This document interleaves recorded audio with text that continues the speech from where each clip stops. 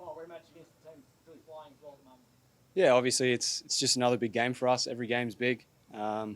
It's coming to an end, our road trip, a very long road trip, but it's one game at a time. And like you said, Melbourne are playing some good basketball, so we're looking forward to it. Does it feel different against them, given the history between the two clubs? To be honest, no. No, I know everyone probably doesn't like hearing that, but it is another game. For us, obviously, there is a bit of history going back to last season, but all that's behind us.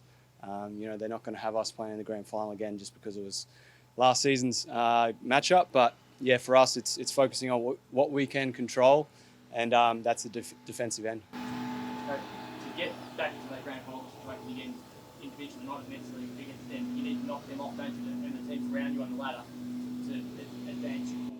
Yeah, exactly. Obviously, we want to win every game. So heading into that arena, we haven't been too successful this year, so it's something that we're trying to rewrite. What was your reflections on the game against the Sixers? Statistically, sort of in their favour, but you were the one that walked away with the points. What did you take out from the game? I think just us, hustling and staying in the play. It's something that we kind of brought to our attention probably the last couple of games, not getting outworked. So although they did have a lot of offensive rebounds that didn't go in our favour, our energy and effort to chase down and contest shots and, to force them to miss, contested threes is something that we want to try and achieve, but just cleaning up that defensive glass. And for you personally, how are you feeling after your head knock? Is that feeling okay? Yeah, it's all good. Stitches came out just before the Adelaide game, which made me a little nervous, but I was able to get through that one. And I'm not to say anything sort of too personal with Kevin, but obviously now away from the team. Just I guess what has he added to the team, and how much of a blow is it for you guys heading into this sort of finals campaign to have someone like that this year? Yeah, it's tough. It's really is a brotherhood here. So when you see someone like Kevin, going home for family reasons, he has all our support. What he means to the group is, he's a leader. He's a massive part of what we've done here the last couple of years. So, it's everyone's chance to step up and talk a little bit more and have a little bit more input. Because although he might not have been playing a lot, the stuff he did on the bench in terms of bench activity and supporting his teammates was first class.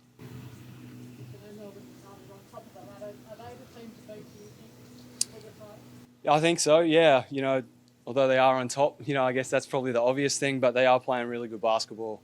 They've got people that can score from all around the floor. They've got bigs that are, in kind of having a career year with JLA. So, yeah, for us, it's going to be a big, task, and I think we're ready for it. Defensively, it's kind of always been for us. I think we've started to tighten up on our lapses. The games we've lost or dug ourselves a hole, our lapses have been quite long. So to shorten those stints has been very beneficial for us. You made a career out of the defensive work the way you play. Why don't you feel that the team's been able to reproduce what it's been known for in previous years, just on the defensive end specifically?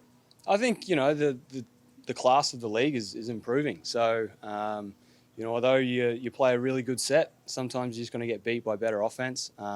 For us, it's probably a little bit paying attention to detail, probably a little bit more to the scout and our system, and I think we've shown improvements like that. And I touched on it today at training. We've all been a part of teams that have been up and down, but the successful ones kind of have that steady improvement, and I think that's what we're looking for.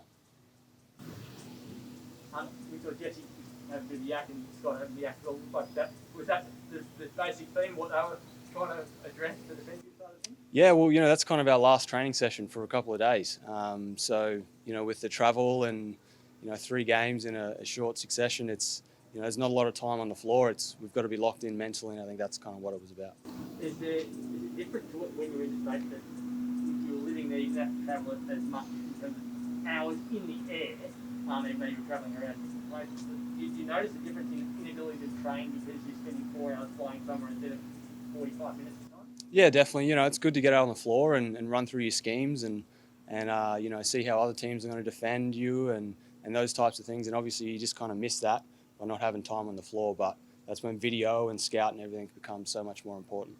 Has it been, just on that you were talking about Scott sort of mentioning and Jesse, has it been frustrating for you as someone that's been a key pillar in the defensive unit, maybe not to have that sort of support, or I don't want to say it's a lack of effort, but it just sort of seems like that is the area that's